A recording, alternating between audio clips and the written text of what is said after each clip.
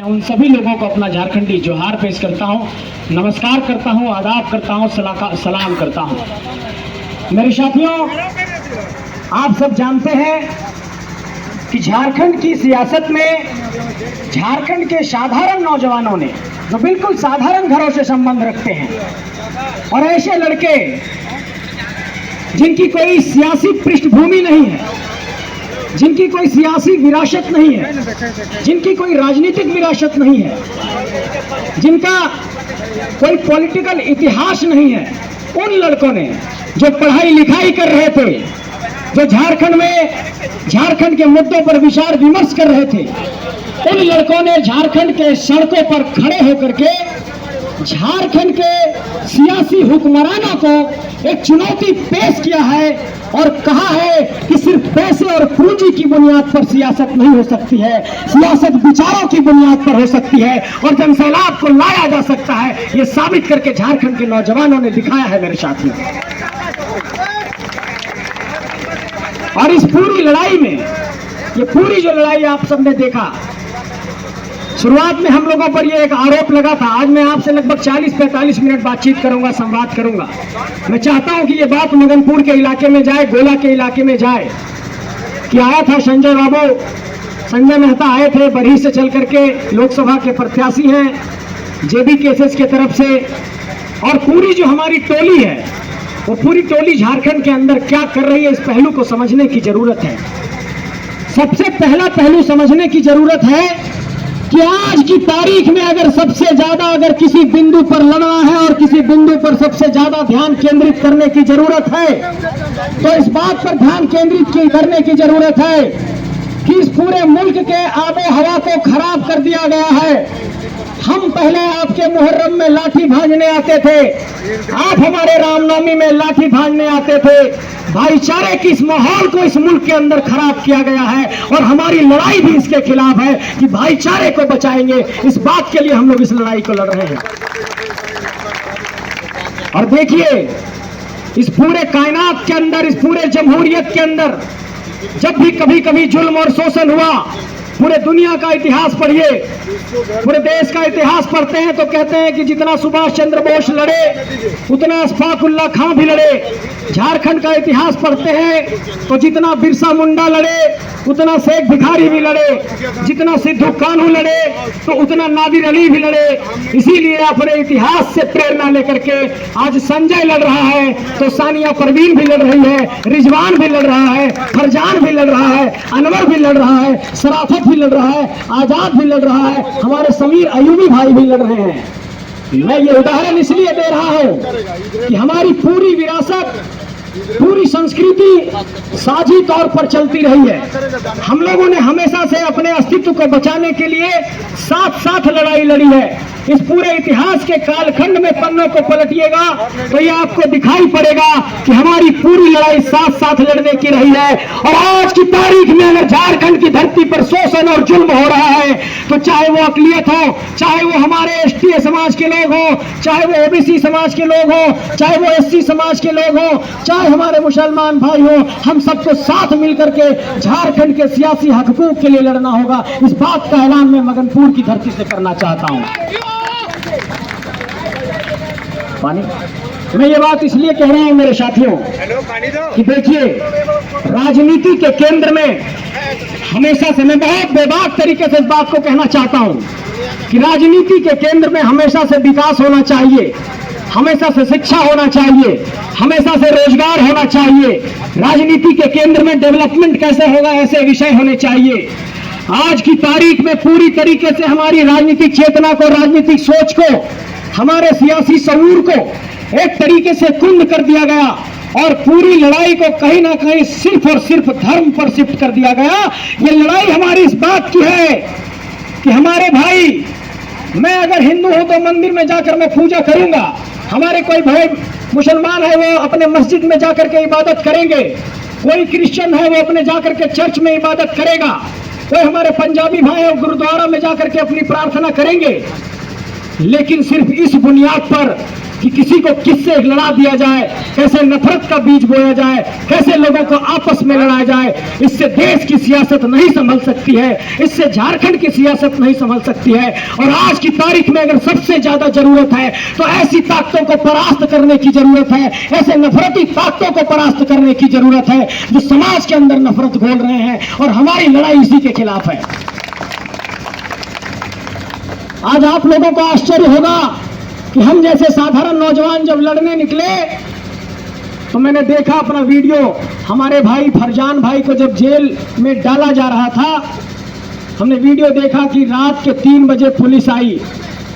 उनकी अम्मी कहती रही कि मेरा बेटा अगर कुछ गुनाह किया है तो आप आराम से ले जाइए। हमारे रिजवान भाई को रात में घर से उठा लिया गया। हमारे देवेंद्र भाई अभी भी जेल में बंद है, जो रांची विधानसभा के प्रत्याशी हैं, रांची लोकसभा के, सॉरी, हमारे देवेंद्र भाई को जेल भेज दिया गया जो रांची लोकसभा के प्रत्याशी हैं।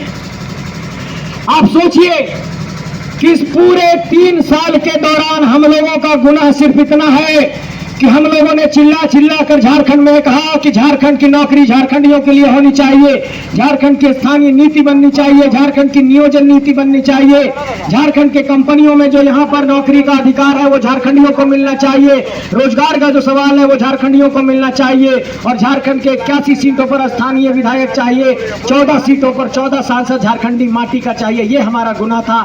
हमारे लोगों को आज जेल भेजा जा रहा है।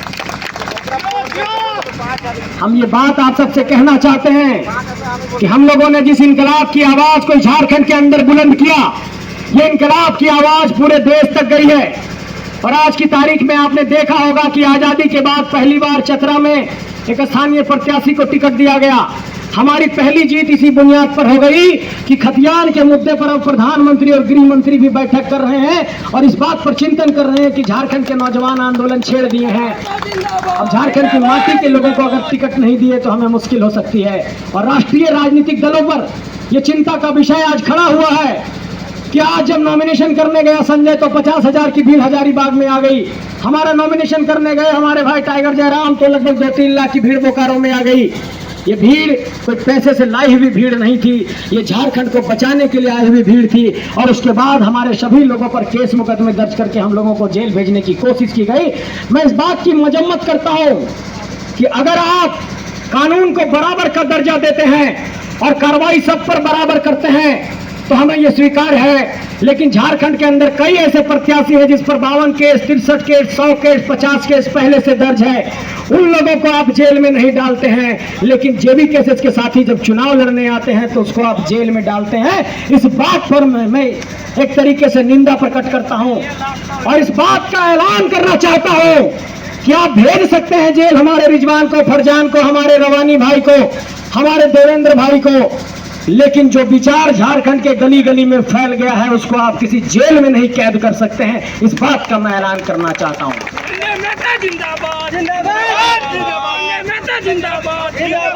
विचारों को जेल में नहीं बंद किया जा सकता। मेरे साथियों, आज की तारीख में हम लोग दिन रात संघर्ष कर रहे हैं। मैं रात के 4 बजे अपने कमरे में गया, एक साथी के दोस्त में सोया था यहीं पर आपके केजला के इलाके में, और 1 घंटा, 1.5 घंटा, 2 घंटा सोया। सुबह लोग आ गए कि आपको चलना होगा। मैं थोड़ा सा फ्रेश हुआ, मुझे कपड़ा भी पहनने नहीं दिया गया, ट्राउजर पे ही, टी शर्ट पे ही लोग उठा करके ले आए कि समय कम है, आप जल्दी चलिए। आप लोग इस बात को देखते होंगे कि बहुत कम संसाधन में, संसाधनों के अभाव में भी आज हम लोगों के पास बहुत ज्यादा पैसा नहीं है कि तुरंत चुनावी सभा करें, स्टेज सजाएं। इसलिए चूंकि स्टेज पर भी ऊंचाई पर जाकर कहीं बोलना होता है, हम लोग गाड़ी का ही सहारा ले लेते हैं ताकि सबसे संवाद आसान हो जाए। इस बात का ऐलान करना चाहते हैं कि झारखंड के ये नौजवान जो कम संसाधनों में झारखंड की सियासत में दखल दिए हैं और दखल देते देते हुए एक ऐसी चुनौती पेश कर दिए हैं कि बड़े बड़े राजनीतिक सुरमाओं की हालत खराब हो गई है। आज आप लोगों से दुआ और आशीर्वाद मांगने आया हूं कि इस लड़ाई में साथ दीजिए, नहीं तो झारखंड फिर से बहुत हाशिए पर चला जाएगा। बहुत मुश्किल से झारखंड के लोग एकजुट हुए हैं, बहुत मुश्किल से झारखंडी एकता का एक परिचय बना है, बहुत मुश्किल से यह संदेश गया है कि झारखंडी एकजुट होकर के अपने हक अधिकार की बात कर रहे हैं, बहुत मुश्किल से यह संदेश गया है कि झारखंड और झारखंडियत की विचारधारा पनपी है। लेकिन बड़े बुजुर्गों, एक संदेह है लोगों में अभी बगल के एक गांव में मैं गया तो उन्होंने मुझसे सवाल किया कि आप लोगों का झारखंड का मुद्दा ठीक है, लेकिन आप दिल्ली के क्यों जाना चाहते हैं, सांसद का चुनाव क्यों लड़ना चाहते हैं। मैं आपकी राजनीतिक चेतना पर 2-3 सवाल खड़ा करना चाहता हूं और आपके चिंतन में, आपके सोच में, आपके सियासी सोच में 2-3 बिंदुओं को डालना चाहता हूं। आप दक्षिण भारत को देखिए। दक्षिण भारत में तेलंगाना राष्ट्र समिति है, वाईएसआर कांग्रेस है, डीएमके है, एआईडीएमके है और तमाम क्षेत्रीय राजनीतिक दल हैं। आप बंगाल में देखिए टीएमसी है, आप जाकर के उड़ीसा में देखिए बीजेडी है और देश के तमाम वैसे इलाकों में नजर दौड़ाइए जहां पर क्षेत्रवाद की बातें बुलंद हुई। बाला साहब को देखिए, उन्होंने मराठी मानुस की बात की। राज ठाकरे ने कहा कि मराठा अधिकार की हम बात करेंगे। आप देखते होंगे कि देश के अलग अलग हिस्सों में जब क्षेत्रवाद की बात आती है तो लोग अपने अपने हक और अधिकार की बात करते हैं। मेरा सवाल इस बात को लेकर के है कि अगर झारखंड 15 नवंबर 2000 की तारीख को अलग हो गया और 14 संसदीय सीट झारखंड को मिला है, तो 14 संसदीय सीट के अपने सवाल हैं, अपनी समस्याएं हैं, अपने मसले हैं, अपने मसाइल हैं और इन मसलों पर, इन बिंदुओं पर, इन समस्याओं पर अलग अलग तरीके से चिंतन होना चाहिए, अलग अलग तरीके से चर्चा होना चाहिए।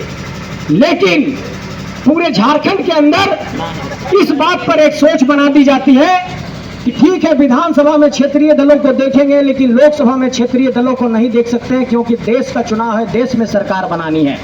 मैं ये सवाल आपसे पूछना चाहता हूं कि क्या इस देश की जो लोकतांत्रिक व्यवस्था है, आपको ये मालूम है कि इस देश की लोकतांत्रिक व्यवस्था लोक कल्याणकारी राज्य की अवधारणा पर स्थित